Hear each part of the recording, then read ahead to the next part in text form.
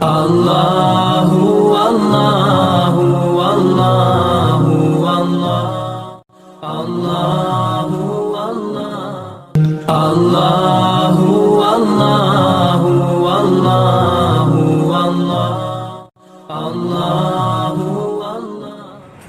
Bismillahirrahmanirrahim. Assalamualaikum warahmatullahi wabarakatuh.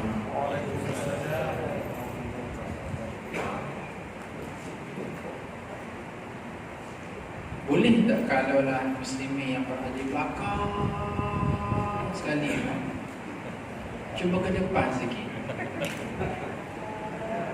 Di bahagian belakang tu selalunya malakal maut suka berada di sekitar sini.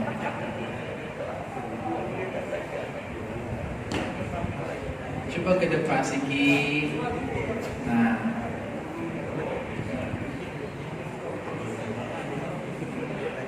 supaya senang untuk kita sembang malam ni.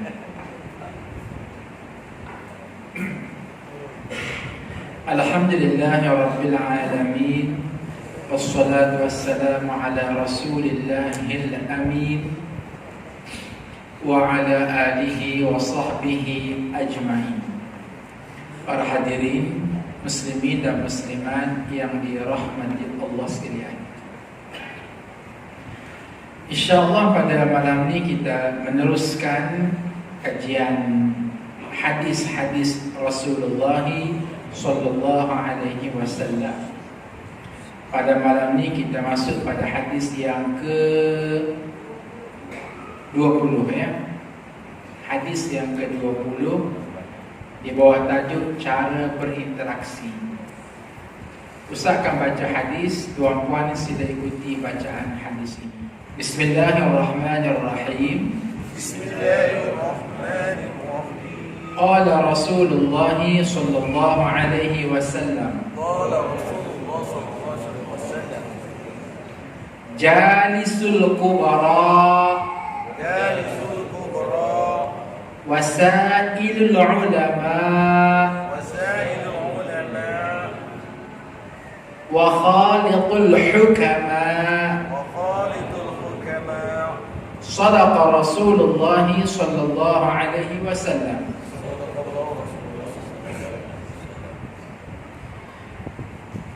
Hadis daripada Abu Juhaifah radhiyallahu taala anhu, Rasulullah sallallahu alaihi wasallam bersabda bermaksud, jalisul kubara, hendaklah kamu duduk bersama dengan pembesar-pembesar. Wasailul ulama, dan bertanyalah kepada para ulama. Wa khalitul hukama, dan bergaulah dengan ahli hikmah. Ketiga-tiga hadis ataupun ketiga-tiga bait ini berada di bawah satu tajuk namanya cara berinteraksi. Hadirin muslimin dan muslimat sekalian, Islam ini agama yang lengkap dan sempurna.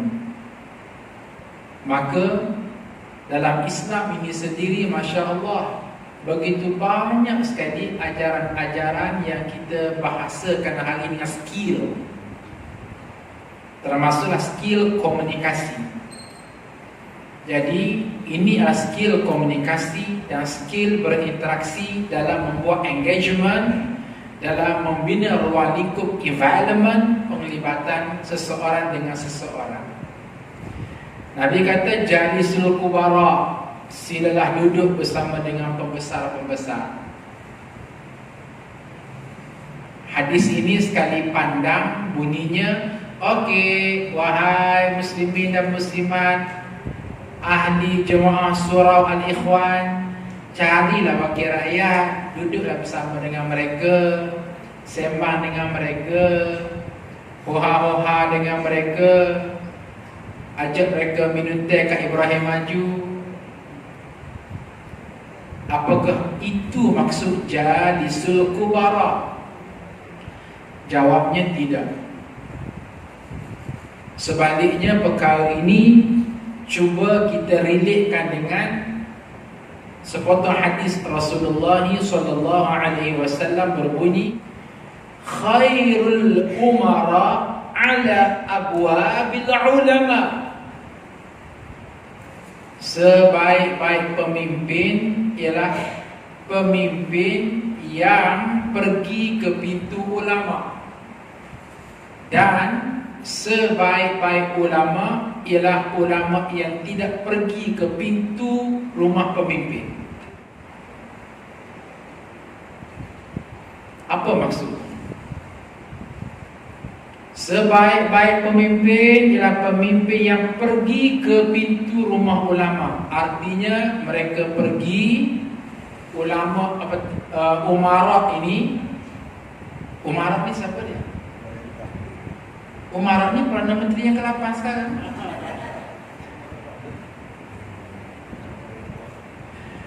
Umara maknanya pemimpin, pemerintah, yang kita sebut Perdana Menteri, Timbalan Perdana Menteri, Menteri Besar, Esko, Raja, Agung, Member Parlimen, Esko yang berada pada line-up kepimpinan negara, yang membuat keputusan pada dasar-dasar negara, maka disebut ni'mal umara ala abwabil ulama. Sebaik-baik pemimpin ialah pemimpin yang pergi ke pintu ulama, cari nasihat ulama, dan sebaik-baik ulama ialah yang tidak pergi ketuk pintu rumah umara pemimpin. Maksudnya bukan ulama yang kaki bodek.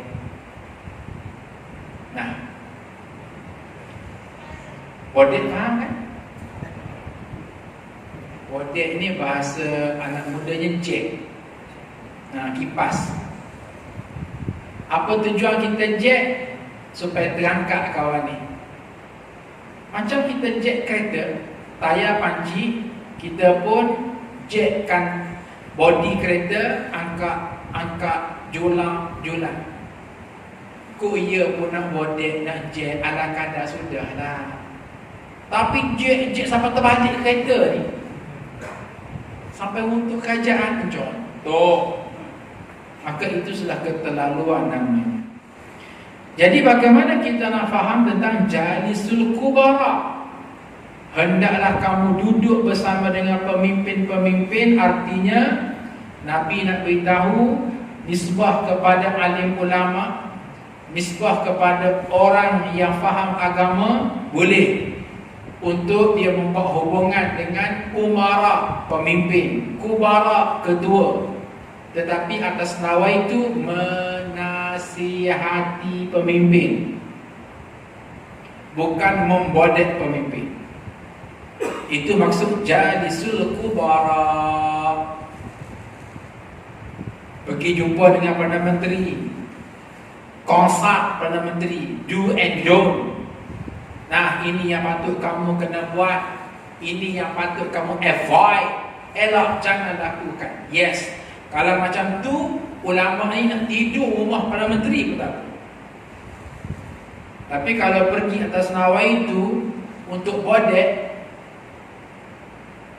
anfus ini anfus sana, atas nama itu al-fulus fi dunia wal manfus fil akhirat. Bukan usah kata orang muda kata macam tu, maka itu adalah sempurna yang tidak baik. Sebab kita kena ingat, selama mana para umara, pemimpin dan pemerintah rujuk kepada ulama, dan selama mana ulama jujur dalam memberikan nasihat, maka selama itulah keadaan akan jadi baik. Disebut dalam sepotong hadis, dan ada yang mengatakan ini adalah kata hikmah, tetapi kita mengambil dari segi makna sinfan minan nas, idza saluha saluhan nas, wa idza fasada fasadan nas, al-ulama wal umara. Dua jenis manusia. Apabila baik kedua-dua jenis manusia, maka baiklah rakyat. Siapa dia?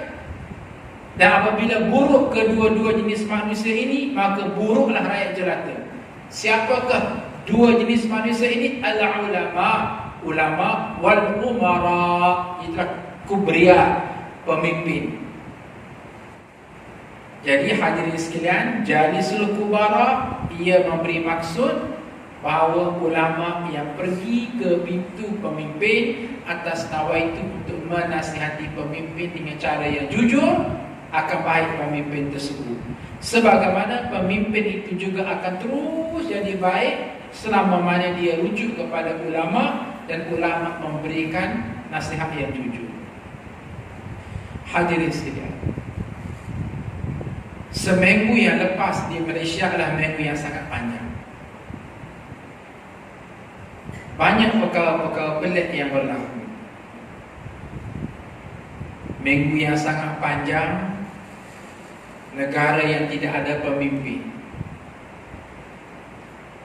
Bahkan bila berlaku krisis seperti ini, Perdana Menteri letak jawatan, Kabinet letak jawatan, hanging government, vacuum hampir 1 minggu, maka kita dapati bagaimana media sibuk mencari banyak pihak, cari pakar perundangan, tanya interview macam mana nak atasi masalah kemelut ini, tanya politician, interview, tanya macam mana nak atasi masalah kemelut ini.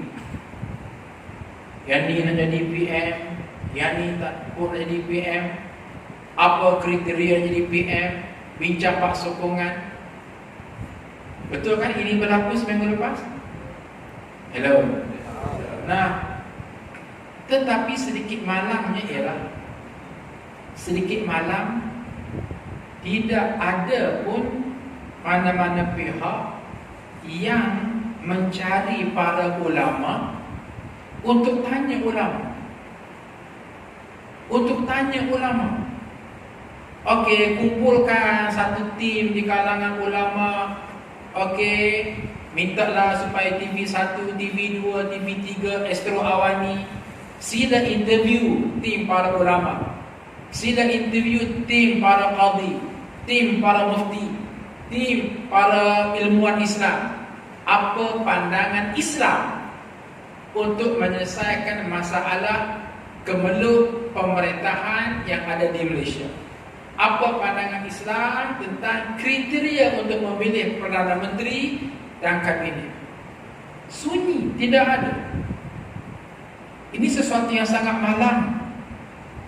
Padahal agama Islam ini agama yang sangat komprehensif, lengkap dan sempurna. Bukan saja Islam yang mengajar kita ritual ibadah, solat, puasa, zakat, haji, tapi Islam itulah agama yang antara lain ajar manusia macam mana cara untuk memerintah dan mentadbir negara.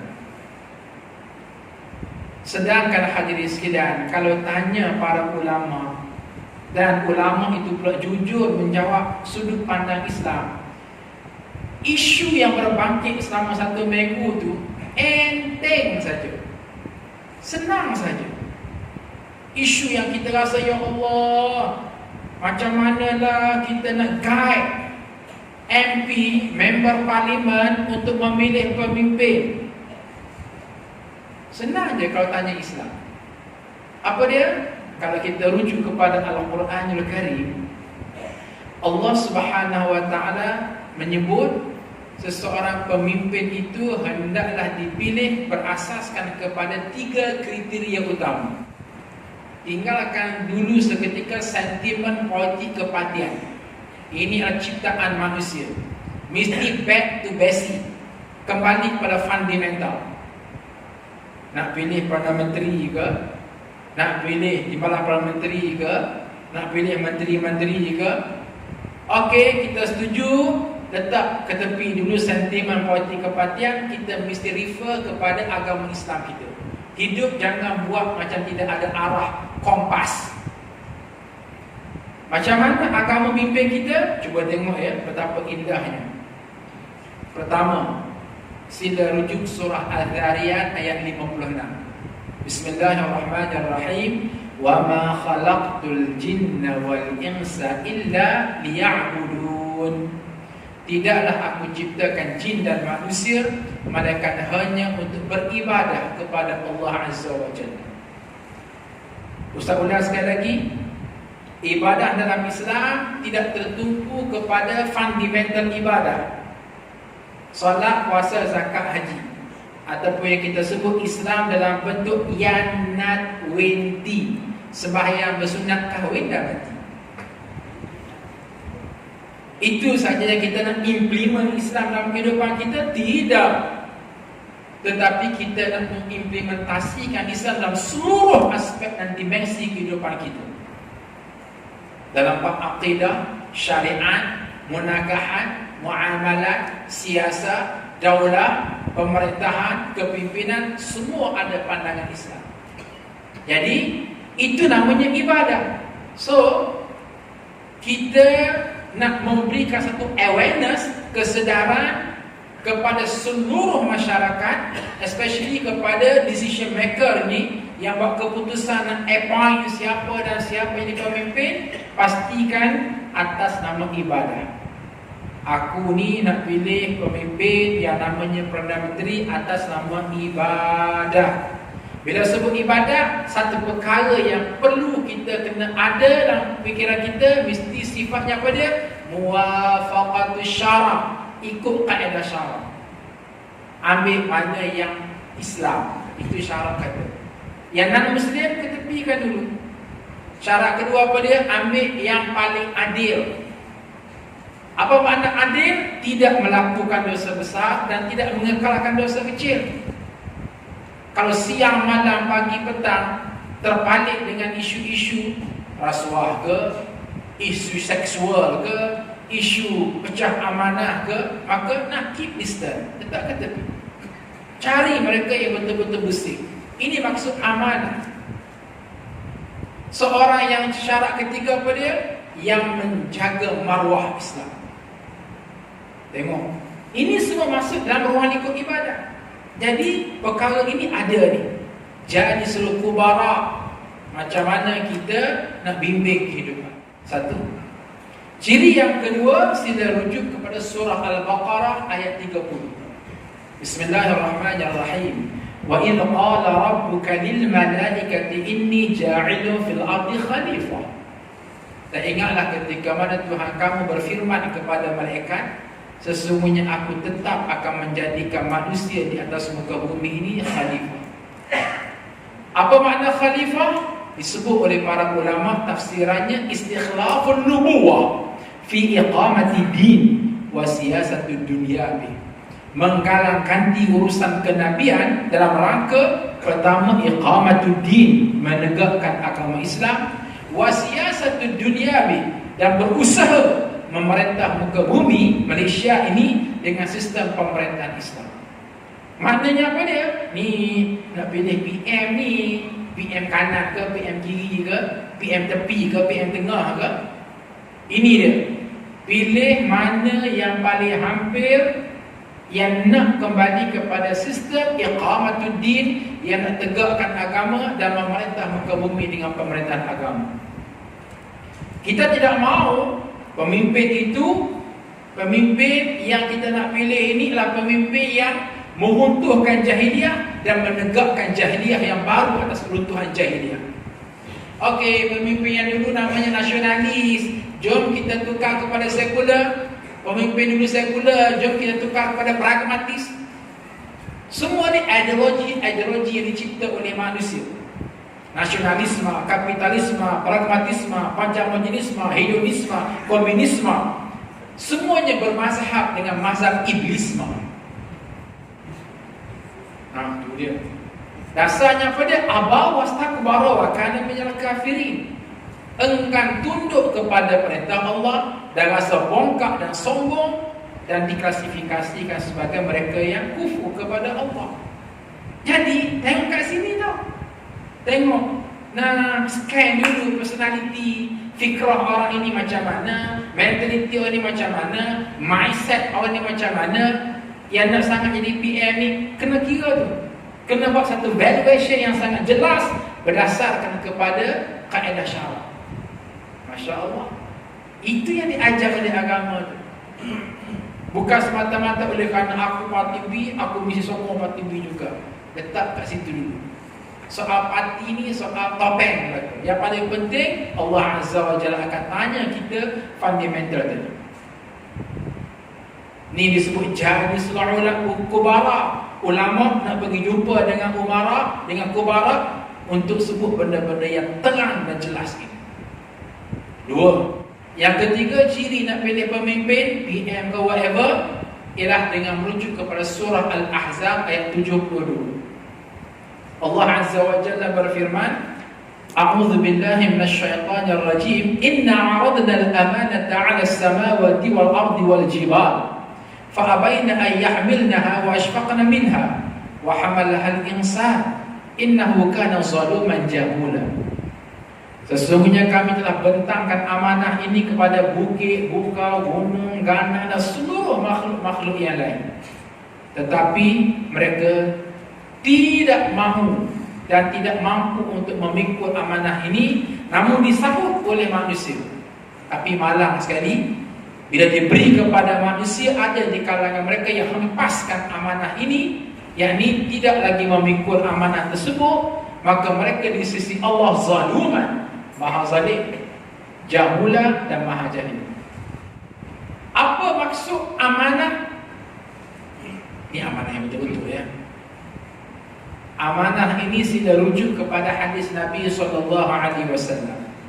Satu ketika hadirin sekalian sedang Nabi berkhutbah atas mimbar. Berkhutbah. Tiba-tiba datang seorang badui tanya Nabi, Ya Rasulullah, mata sa'ah? Wahai Rasulullah, bilakah berlakunya kiamat ni? As-sa'ah di sini bukan sekadar dengan maksud kiamat, tetapi juga dengan maksud kemusnahan yang berlaku pada sesuatu kaum. Nabi tidak jawab sebab Nabi sedang berkhutbah. Tamat daripada khutbah, Nabi turun mimbar. Nabi tanya, mana dia si lelaki yang bertanyakan saya tentang tajuk as-sa'ah tadi? Si badui datang jumpa Nabi, tampilkan diri. Anaka ya Rasulullah. Nah, ini saya wahai Rasul. Maka Nabi pun sebut, idza dhiya'atul amanah fantazirus sa'ah. Apabila amanah itu dipersia-siakan, maka tunggu sajalah kemusnahan yang bakal berlaku kepada kaum tersebut. Si badui tak faham, tanya lagi Nabi, Ya Rasulullah, apa ini maksudkan amanah itu dipersia-siakan? Kaifa dhiya'atul amanatu ya Rasulullah? Maka Nabi pun urai lagi, idza usnidal amru ila ghairi ahli fantazirus sa'ah.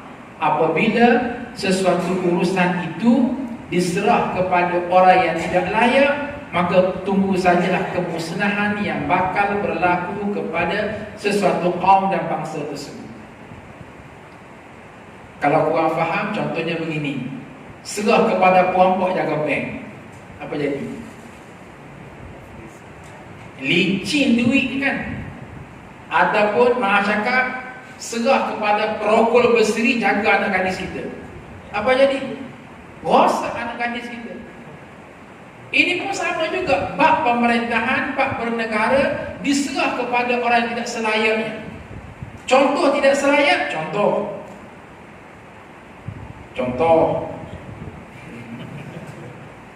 tarik nafas, tunggu nafas. Dalam Islam wajib pada bila-bila masa Menteri Keuangan mesti diberi kepada orang Islam. Ini berdasarkan kepada firman Allah Azza wa Jalla surah Yusuf ayat 55. A'udzu billahi minasyaitonir rajim. Ij'alni 'ala khazainil ardh inni hafizun 'alim. Nabi Yusuf alaihissalam ketika di Mesir bersemuka dengan Al-Aziz, Raja Mesir, dan menyebut, wahai tuanku, ij'alni 'ala khazainil ardh. Nanti saya sebagai Menteri Keuangan, Menteri Perbendaharaan, inni hafizun 'alim. Saya ni orang yang paling amanah dan saya tahu seluk-beluk mengurus ekonomi. Menyebabkan para ulama gazet satu hukum di sini, Dalam konteks hidup bernegara, tidak boleh yang disebut majoriti orang Islam, yang memerintahnya orang Islam, tiba-tiba dalam bab yang paling penting, itulah soal ekonomi, keuangan, diserah kepada orang yang bukan akidah Islam, maknanya non-Muslim. Kalau serah juga, itu namanya menyerahkan amanah kepada orang yang tidak berhak. Apa jadi? Fantasi rusak. Nabi kata, kutip sajalah kemusnahan yang bakal berlaku. Dan kita mengalami, maaf cakap, ada pun 22 bulan itu suasana macam tu kan? Hello? Apa tajuk kuliah kita? Nak memperincikan maksud Jalisul Kubara, biar nampak tu. Maknanya kita sebagai ulama, kita nak brief umarah pemimpin ini dia cara nak pilih pemimpin sama kamu. Bukan main sentimen politik kepartian, tapi mesti Islam menerajui segala-galanya. Jadi hadirin sekalian, 3 kriteria ini mesti ada. Okey, antara 2 PM ini manakah yang terbaik? Tiba-tiba hak tu pun tidak, hanya pun tidak, keluar nombor 3. Tak kisah. Tapi paling-paling tidak, hadirin sekalian, dengan apa yang berlaku mutakhir ini, mengurangkan sedikit gundah yang ada pada majoriti hati orang Melayu Islam. Jujur saya kata, compare dengan kerajaan terdahulu, rimas. Tengok majoriti pemimpin dalam kabinet non-Muslim, pos-pos yang penting, kementerian-kementerian dipegang oleh non-Muslim. Apa sangatlah yang kita boleh harap? Samalah kita memberikan, maaf cakap, perompak jaga bank tadi. Dan Nabi sebut fantasi besar, kutiplah saja kemusnahan yang bakal berlaku. Jadi ini yang kita refresh tadi, nak persegarkan semula, letak pada pesada yang sebenar. Supaya apa? Tampuk pemerintahan kembali kepada orang Islam. Tampuk pemerintahan kembali kepada bangsa Melayu. Bukan Melayu semata-mata Melayu, tapi Melayu di bekas Islam itu berada padanya. Itu ceritanya. Jadi kalau awareness itu ada, kita tahu, oh ini ya. Nah, sebab itulah kalau dah dijumpa Azhar aku, okey, Ustaz Azhar, boleh tak sila beri syarahan perdana kepada 222 wakil rakyat tentang cara nak pilih pemimpin, Perdana Menteri, Perdana Menteri. Maka poin yang sama sabuna. Atas nama Jalisul Kubara, kamu wahai orang alim yang tahu agama, ketika mana kamu nak memberi nasihat kepada kubara, pemimpin-pemimpin, nasihat secara jujur. Inilah interaksi yang diajar oleh agama. Tapi apakah daya, audiens di hadapan Ustaz ni semuanya orang pencen manis, darah tinggi, gaul.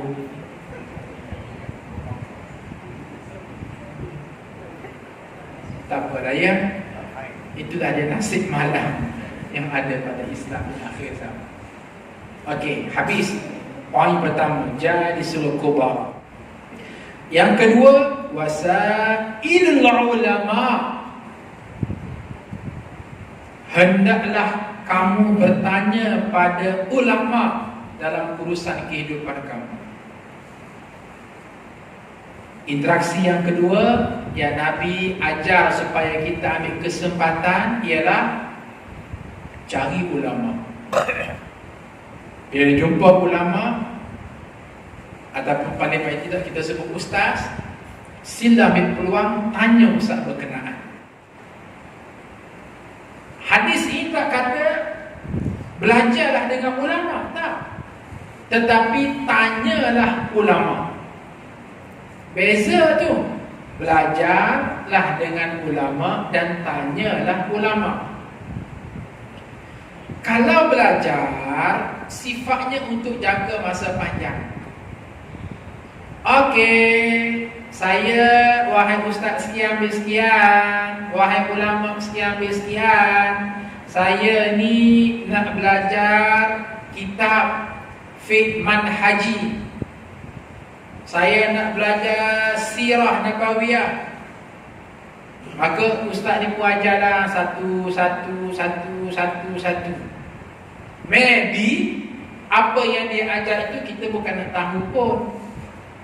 Bahkan itu maybe general knowledge. Okay, kita belajar bermula dengan babut tahara, bab macam mana cara nak membersihkan tubuh dan najis. Taudah, mukhaffafah, mutawassitah, mughallazah. Taudah tu. Okay, jom kita belajar hari ni bab haid dan nifas. Ya Allah, umur 80 ke atas berapa ustaz? Contoh. Nah, jadi sifat kepada belajar tu lama. Tapi kalaulah wasan ilmu ulama, bertanyakan ulama, itu pasti yang kita tanya tu yang kita nak tahu segera. Yang kita tanya itu yang kita nak tahu segera. Dan ia lebih signifikan daripada belajar. Kenapa? Disebut di sini apa dia? Separuh ilmu itulah bertanya. Nisful ilmi as-su'al.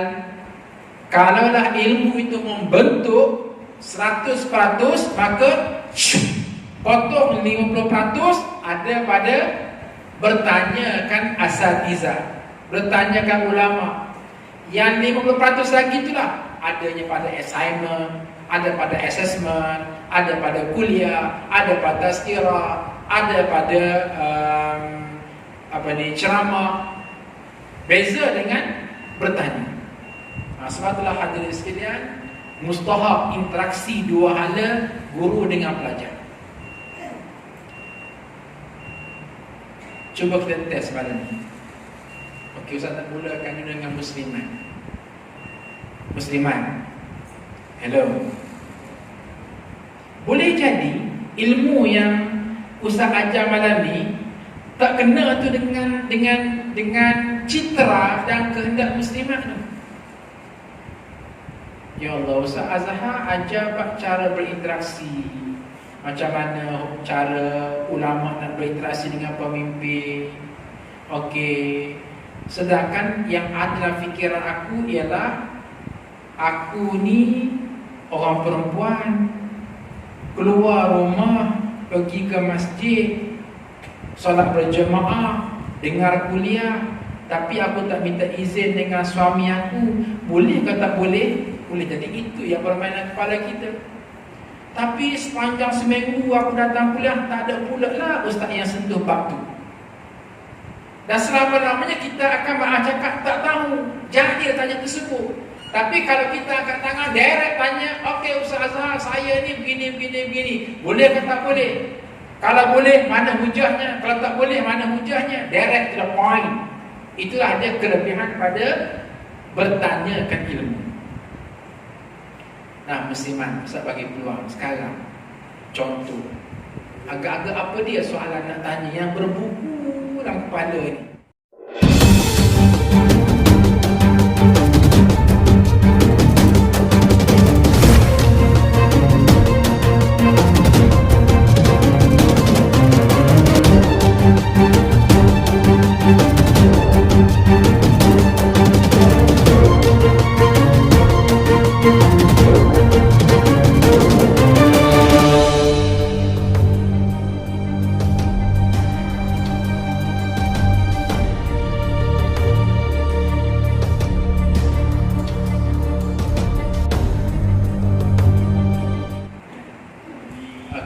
Soalannya ialah, kalau tengok kepada tiga ciri tadi, secara realitinya bukanlah ada sangat pun pemimpin yang ada sekarang dengan kriteria tersebut.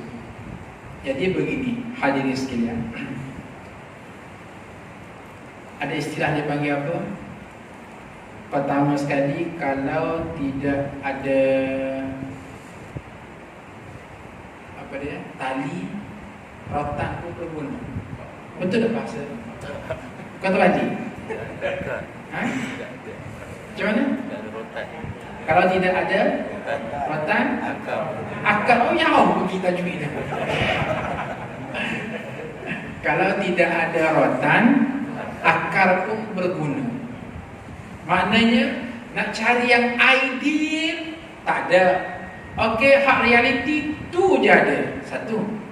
Yang kedua, kita ada satu benchmark lain namanya akhafu dararain baina ad-darar al-mawjudah. Mana yang paling ringan mudarat di antara dua mudarat yang ada? Mana yang lebih ringan mudarat di antara dua mudarat yang ada? Okey, daripada kumpulan ni, Melayu Islam hanya ada 37 orang sahaja daripada 112 kursi. Yang ni ada 78 orang Melayu Islam daripada 112 orang, 112 kursi. Dari segi suara yang mewakili legasi Melayu Islam. Jadi ini semua pertimbangan yang dianjur oleh agama. Wah, tinggi tajuk hari ni kan. Sekali-sekala kena hadam tajuk ni biar kita ni ada kesedaran. Jadi betul saya setuju. Bukanlah baik sangat pun, tetapi sekurang-kurangnya itulah yang lebih baik daripada keburukan yang terdahulu. Baik, itu maksud wasailul ulama, bertanyakan para ulama. Ustaz pagi petang tadi jam 3 ada seorang pelajar masters daripada OUM datang ke pejabat di UTM untuk bertanya. Ni ceritanya cerita wasailul ulama. Dato' Azhar, saya ni buat projek berkaitan dengan kajian kitab Hikam Ibnu Athaillah As-Sakandari. Jadi saya nak tanya beberapa soalan. Silakan, tapi saya kena face to face untuk buat intellectual discussion. Boleh? Datang. Tu dia daripada pukul 2 sampai ke asar. Dia tanya, puas dia tanya. Dan isu-isu yang dia tanya itu isu yang bila kita jawab, dia puas hati dengan jawapan tersebut. Okey, contoh, kenapalah kitab Hikam Ibnu Athaillah As-Sakandari ini setengah di kalangan orang menganggap ini tidak bagus. Ini kalau belajar juga akan sesat. Jadi macam mana? Sebab ia berkait dengan ilmu tasawuf, falsafah. Jadi kita ditanya so kita jawab tidak. Pertama sekali kita kena faham kitab Hikam Ibnu Athaillah As-Sakandari ini pertamanya ialah diajar oleh guru-guru pondok di pondok-pondok utama di seluruh Malaysia. Kalau di Kelantan tu dia pondok Pasir Tunggu, pondok di Pasir Mas, pondok di Kedah, ajar kitab Hikam Ibnu Athaillah As-Sakandari. Kedua, kitab Hikam ini di-elaborate, dibuat huraian terperinci oleh siapa dia? Syekh Abdul Halim Mahmud. Iaitulah Rektor Universiti Al-Azhar, Syekhul Azhar. Lagi Profesor Dr. Said Ramadan Al-Buti membuat 4 jilid menghuraikan kitab Hikam Ibnu Athaillah As-Sakandari. Lagi Syekh Said Hawa mengarang kitab Manazil Siddiqin, menghuraikan Hikam Ibnu Athaillah As-Sakandari. Jadi ini bukan ulama-ulama cahaya, ini ulama-ulama tabah. Kenapa? Sebab kita kena faham ilmu tasawuf ni ada 2 bentuk. Satu, ilmu tasawuf yang berlatar belakangkan falsafah. Contoh al-hulul, contoh al-ittihad, contoh wahdatul wujud yang hampir sama dengan Trinity, 3 in 1, 1 in 3. Ini kita tolak. Tapi kalau pada jalur yang kedua, tasawuf dalam bentuk tazkiyatun nafsi, bermula dengan takhalli, tahalli, tajalli, repair diri macam mana supaya jadi baik, menjadikan diri dengan Allah makin taat, dengan manusia makin bermanfaat. Ini sesuatu yang acceptable, yang boleh diterima tasawuf tersebut. Dan inilah jalur yang ada pada Hikam Ibn Atha'illah Sakandari. Syarah. Oh, macam tu ke? Catat nota. Yang saya sebutnya ialah ini yang dikatakan wasail ulama. Tak faham, tanya ulama. Bukan tak faham, buat hukum sendiri, sesat dan menyesatkan. Ulama tegur, tu dia dibeli punya para ulama pula. Maka ini malam. Nampak sangat kita ni semacam tidak ada potensi untuk menerima hidayah. Nah, itu yang kedua, wasail ulama. Dan yang ketiga, wa khaliqul hukama, bermaksud hendaklah bergaul dengan ahli hikmah, mereka yang ada wisdom, ada kebijaksanaan. Ingat ya, bijaksana. Hikmah ni maknanya bijaksana. Bijaksana lawan dia bijak sini. Bukan payah sangat kuliah ni. Faham kan? Bijaksana lawan dia bijak sini. Apa yang sana, apa yang sini? Yang sana itu ialah merujuk kepada akhirat.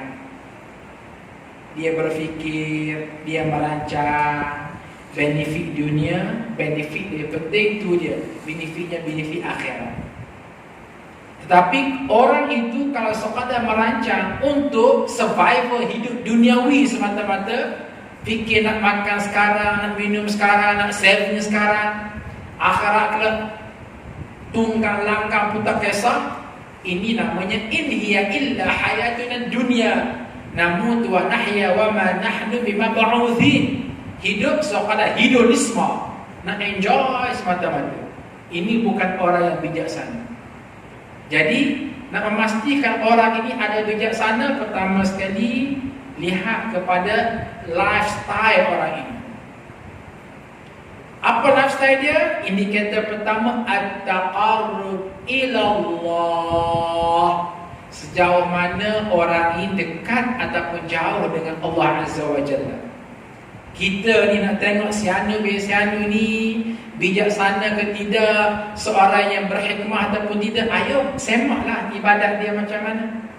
Okey, solat dia macam mana, puasa zakat haji dia macam mana, ibadat sunnah dia macam mana. Satu.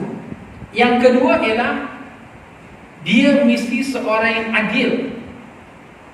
Adil dalam Islam memberi maksud tidak melakukan dosa besar dan tidak mengekalkan dosa kecil. Ini adalah ciri-ciri orang yang bijaksana. Tidak melakukan dosa besar. Apa dosa besar? Contoh kita kata derhaka pada ibu ayah. Kalau kita tahu dia ni seorang yang derhaka pada ibu ayah, maaf, dia bukan seorang yang bijak, yang ahli hikmah. Kata-kata dia jangan pakai, nasihat dia jangan pakai, budaya hidup dia jangan pakai. Apalagi melakukan dosa besar. Oh, dia pondan rupa-rupanya. Nampak senyum. Nah, biar pergi ke Makkah. Panas tak ni?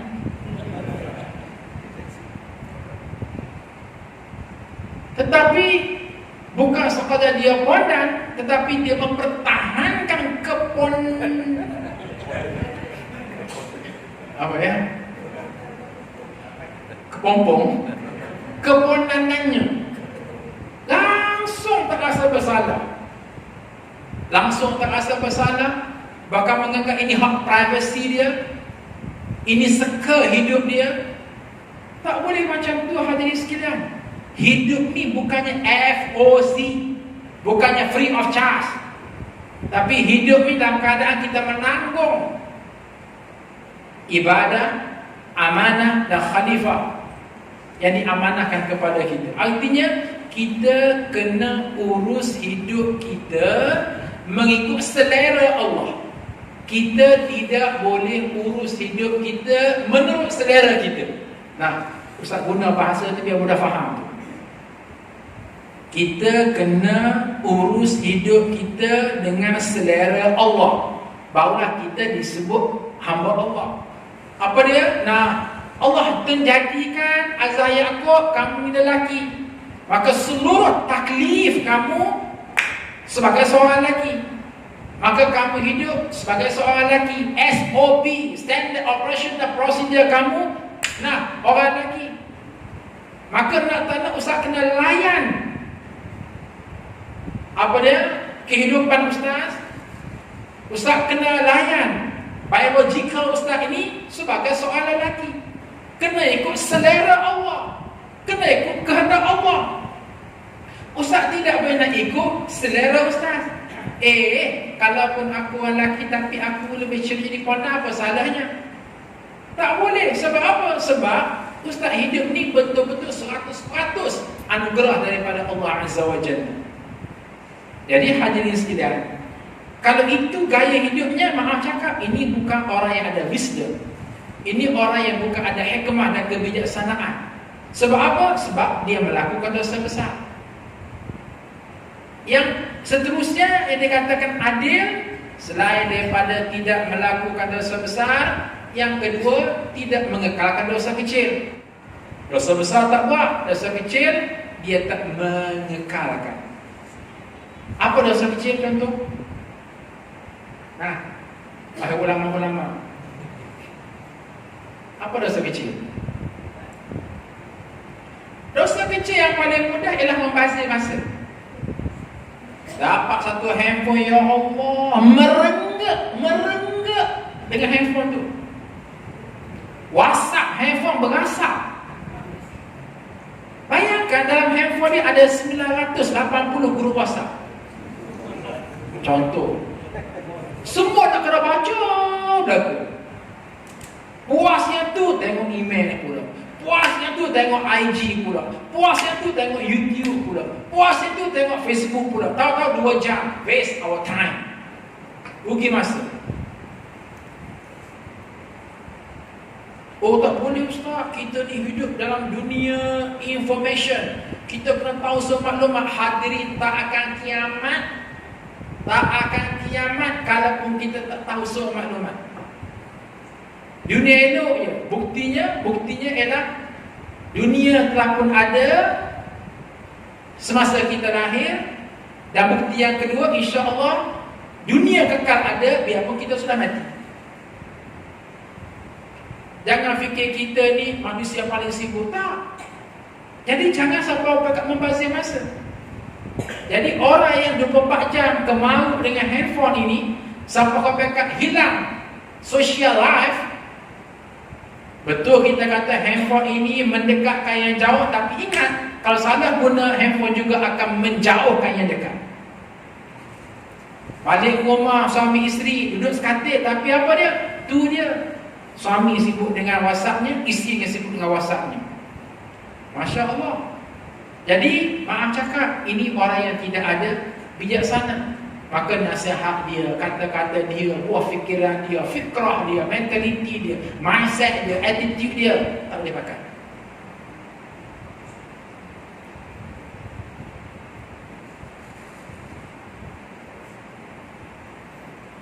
Ini kalau kita faham, ini namanya bahasa pukul anak sindir menantu. Yang kena siapa ni? Aku. Itu ceritanya. Boleh jadi ustaz sendiri yang membahas sampai tahap tu. Jadi kalau kita ni nak melihat kita sendiri nak menjadi orang yang ada hikmah, perkara kita kena jaga. Dan kalau kita nak menumpah hikmah orang lain, kita make sure bagaimana dia meneliti gaya hidup seperti ini.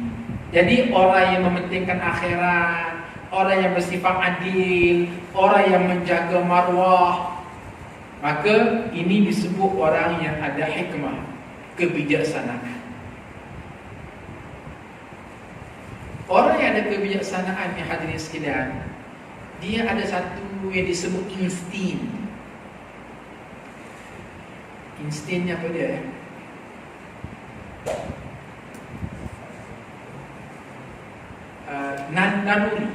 Naluri kan? Naluri.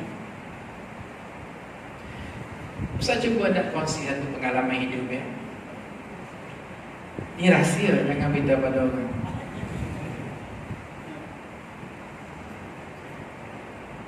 Mungkin tuan-puan kerap melihat ustaz dengan isteri dalam atas satu pentas. Dr. Azhar Yaakob, Dr. Nafizah Musa, forum, tajuk Baiti Jannati, tajuk apa dia, J to J, Jom to Jannah. Memang kami banyak kolaborasi program dengan audience. Sehinggalah satu ketika kami pergi ke Besut. Ketika kami pergi ke Besut, ada seorang pakcik, dia tidak dapat hadir ke forum kami berdua, tetapi dia tulis satu soalan, beri kepada seseorang, dan dia pesan soalan ni tolong beri kepada Ustaz Azhar dan Hafizah Musa, tolong dia jawab. Saya kalau saya pergi sendiri saya akan tanya, tapi saya tak sempat. Dan soalan ini sangat penting. Jadi kita buka soalan. Soalannya kuala beginilah. Okey, saya nampak Ustaz dengan Ustazah ni pasangan yang sangat ideal. Okey, buat program bersama, program parenting, Jom to Jannah, pasangan mawaddah warahmah. Nak tanya tu soalan, pernah berkelahi tak sebagai suami isteri? Itu dia soalan. Dan apa ID sangat ni, pernah berkelahi ataupun tidak? Jadi agak-agak ni muka macam mana?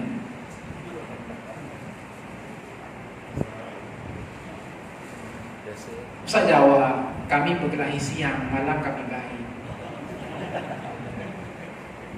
Itu jawapan seluruh. Jawapan sebenarnya mustahil kalau kata tak berkelahi. Mesti ada masa kita berselisih, mesti ada masa kita bermasam muka, mesti ada masa kita berkelahi. Cuma agama mengikat kami. Di saat kami hampir-hampir nak terbabas, kami akan back to track, kembali kepada landasan. Inilah penting bila ada skill dan kemahiran.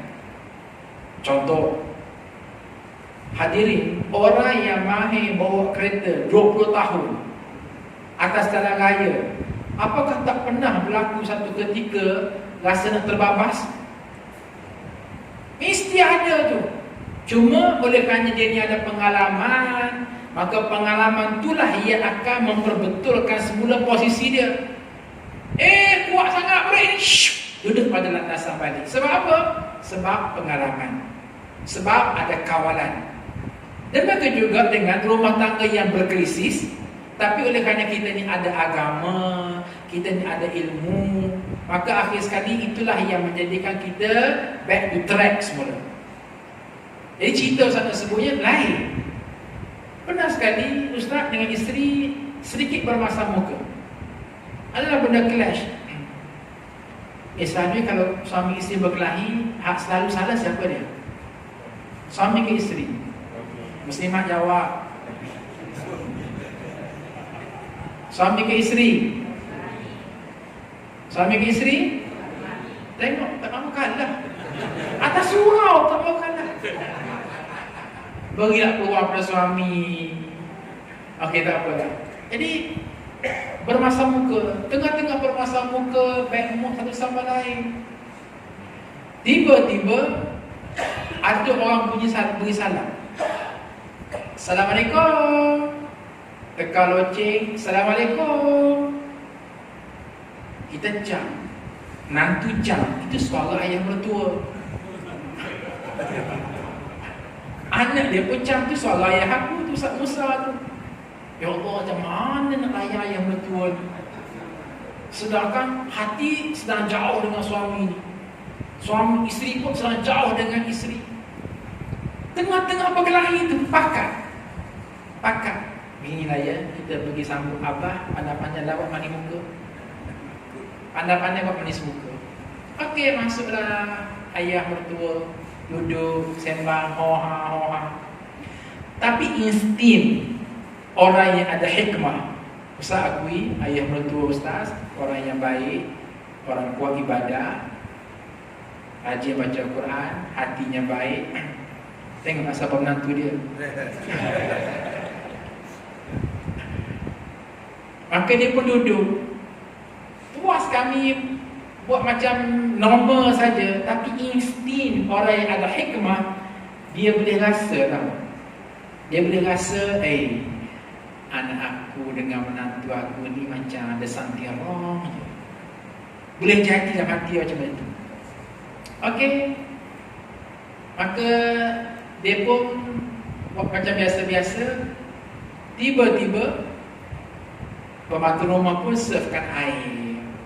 Baik. Ayah ni, Ustaz Musa, Nafizah Musa, dia pun ambil air kopi tu. Dia ambil air kopi, dia buat simulasi pada kami berdua. Tu dia. Buat program training of training. Dia kata, Azhar, Kacik, tengok ni air kopi ni. Air kopi ni, biarpun dia adalah gabungan antara air, kopi, gula. Kerja kita apa dia? Kacau.